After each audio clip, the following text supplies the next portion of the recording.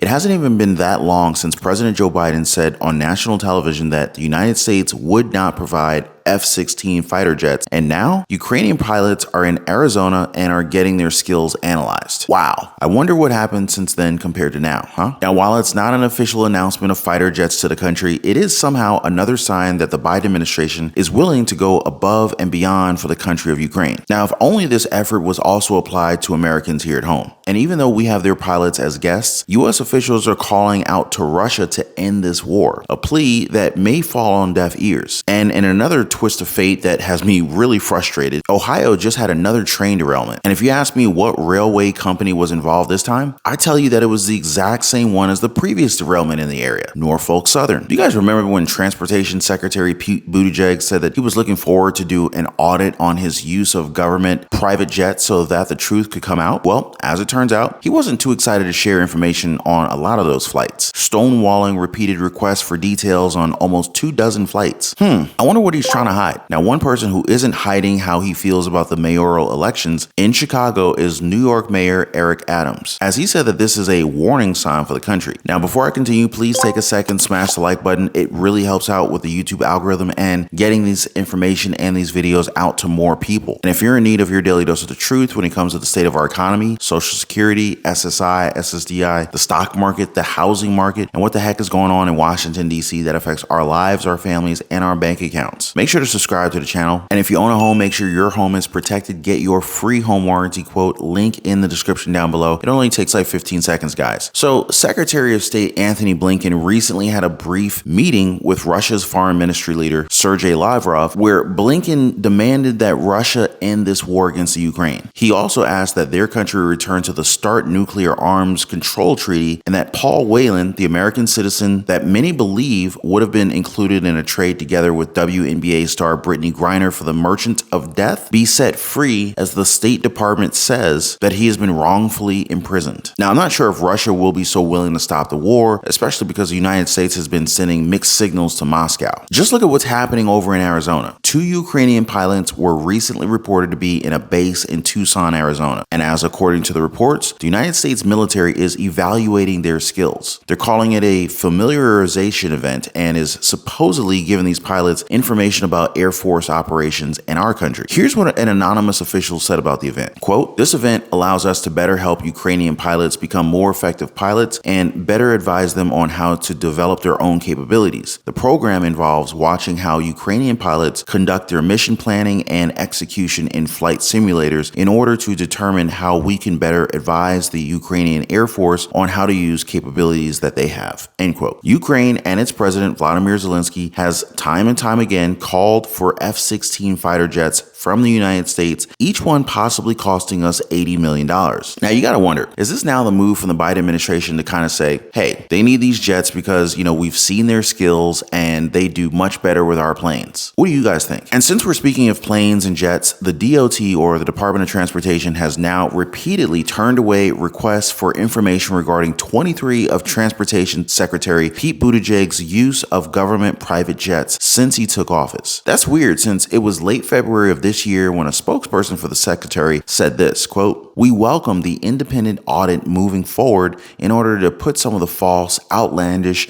and cynical claims about Secretary's mode of travel to rest. The fact remains that he flies commercially the vast majority of the time." End quote. Caitlin Sutherland, the executive director of watchdog group Americans for Public Trust, said this, quote, "It's inexcusable that Secretary Pete Buttigieg's agency is hiding the detailed cost of these taxpayer-funded flights. Federal law dictates a timely release of exactly these types of records to the public. The American people are entitled to know the true cost of Buttigieg and his entourage of staffers flying private to destinations that have readily available commercial options." End quote. It really makes you wonder what they're trying to hide from the American people here. Now, related to Buttigieg, I'm really sorry, guys. It's a really complicated name, but yeah.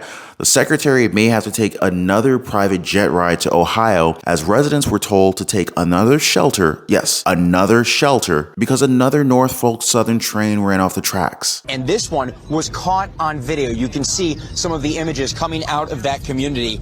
Officials say roughly 20 cars derailed late yesterday afternoon in Springfield Township, Ohio. That's outside Columbus. Authorities say Norfolk Southern, local hazmat, and the state environmental protection agency all independently inspected the crash site, and none of them, according to officials, found evidence of spillage. Norfolk Southern says no hazardous materials are involved. Some residents were able to capture the accident as it happened, or should I put the quotes by saying accident? Anyway, Norfolk Southern has confirmed that unlike the derailment from February, this one didn't have hazardous chemicals and no spills to be reported. Pete, let's just call him Pete for now. He has yet to talk about the crash, so I'm kind of thinking that the residents of Springfield, Ohio, they should wait at least 3 weeks to a month before hearing anything from him. But here's a question. Who is he going to defer blame to this time around? And since we're already on the topic of the blame game, Chicago Mayor Lori Lightfoot, who recently lost her bid for re-election, has blamed racism and sexism for her loss. And New York's Mayor Eric Adams says that the country should watch out. So here's Adams being asked about Lori Lightfoot's loss and how it could be something he could be facing in the future.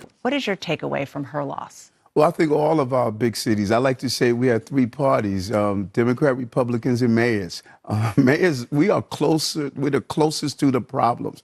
And I stated on the campaign trail and in the city, public safety is a prerequisite to prosperity. Same as Chicago, like New York, and many of our big cities across America. That is why we're zero focus, double-digit decrease in shootings, double-digit decrease in homicides. We have witnessed this year, particularly in the month of February, all of our index crimes is low for the entire year. We are focused on public safety because people want to be safe. They don't feel safe and they're actually safe, then you're going to lose control of your city. Is what happened to her a warning sign for you here in New York? To the contrary, I think it's a warning sign for the country. Eric Adams has been talking about public safety, not only on the campaign trail, but for the first year. I showed up at crime scenes. I knew what New Yorkers were saying, and I saw it all over the country. I think, if anything, it is really stating that this is what I have been talking about. America, we have to be safe. Did he really just refer to himself in the third person toward the end there? It kind of reminds me of Dwayne Johnson calling himself The Rock every chance he can get. The Rock says, always in third person. I don't get it. Anyway, anyone here from New York that can back up the talk from Mayor Eric Adams? How's the crime there in your city? And do you feel safe with him in charge? Please comment what you guys think about all of this down below. I do agree that safety leads to prosperity, and this is why I put forth so many steps, so many different steps in ensuring that my household and I are safe, not just when it comes to danger, but when it comes to financial troubles. Now, I've worked hard to create opportunities for myself so that I would never have to worry about my cash flow. And in all honesty, you can do the exact same thing for you and for your loved ones. Tell you what, I've got a link for our Patreon community in the description down below if you guys are interested in learning more about budgeting and generating multiple streams of income through small businesses or side hustles. Even if you're a budding investor and you want to get into real estate or the stock market, feel free to join us over there. I'll be honest with you guys, the road to financial freedom, it's not easy, but it's definitely not impossible, and it's totally worth it. Looking forward to hearing from you guys soon. Also, for the best way to invest in gold, hit the link in the description down below. But before I go, guys, don't forget to drop a thumbs up for the video and subscribe for your daily dose of the truth. Appreciate you guys watching. Please be kind to one another, and I'll see you on the next video.